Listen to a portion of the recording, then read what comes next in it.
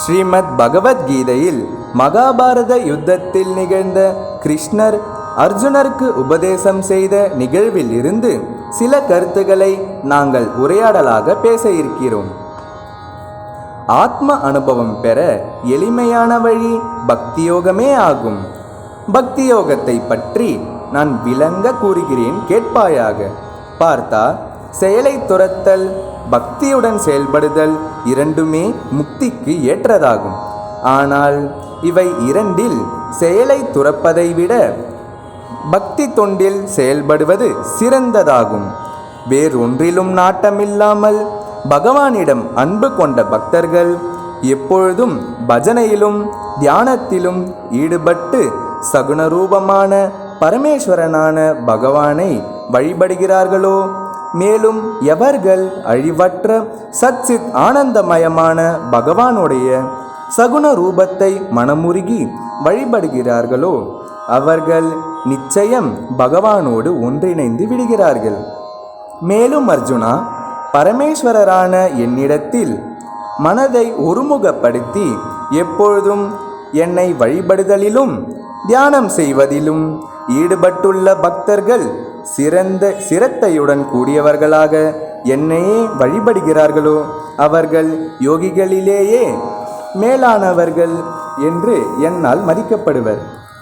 பார்த்தா, இவ்விதம் என்னிடம் மனதை ஈடுபடுத்தி பிரேம பக்தி செய்யும் அவர்களை சீக்கிரமாகவே நான் மரண வடிவான சம்சார கடலில் இருந்து கரையேற்றுபவனாக ஆகிறேன். என்னிடமே மனதை நிலைநிறுத்தும் ஞானம் சிறந்தது. அந்த ஞானத்தை காட்டிலும் என் ஸ்வரூபத்தை தியானம் செய்வது அதனிலும் சிறந்தது. பார்த்தா, எனினும் மாதவா, மேலும் இவ்வுலகில் எவ்வாறு நடந்து கொள்வது என்பதை பற்றி கூறுங்களேன்.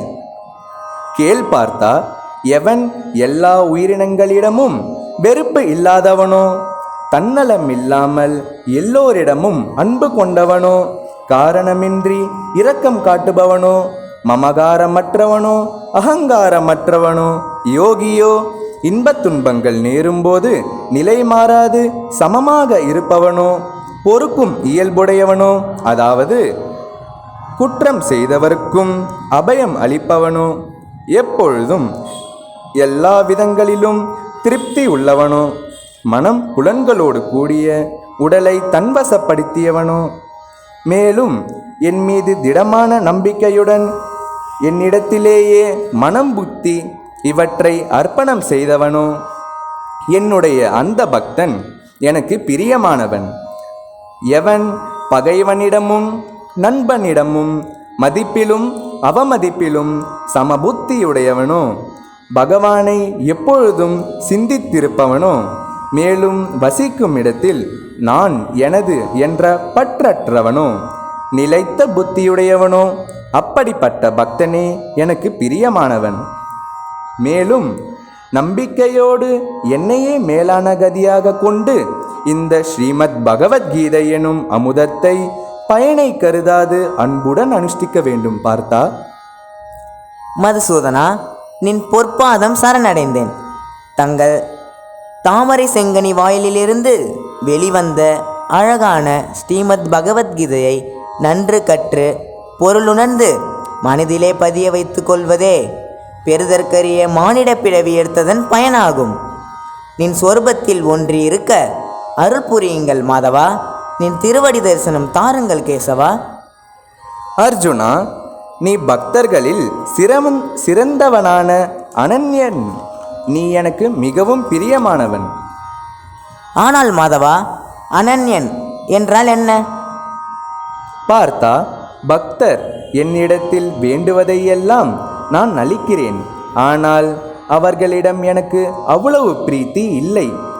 எவனொருவன் என்னையே அடைய வேண்டும் என்று பிரார்த்திக்கின்றானோ அவனே அனன்ய பக்தனாவான்.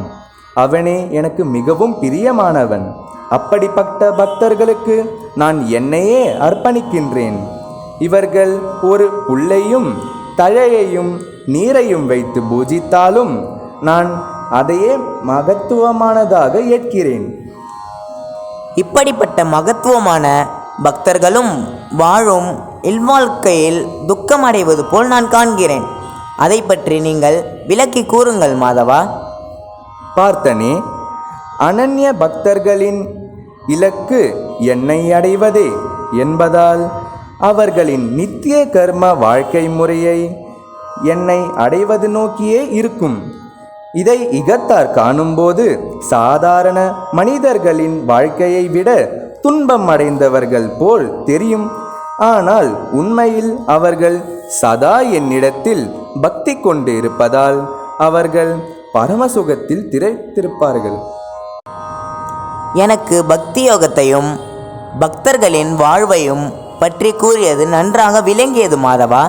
கேசவா, மதுசூதனா, ஜனாதனா, பரமாத்மா, பரமபுருஷா, தங்களது திருவடி தாமரையே பொற்பாதங்களே சரணம்.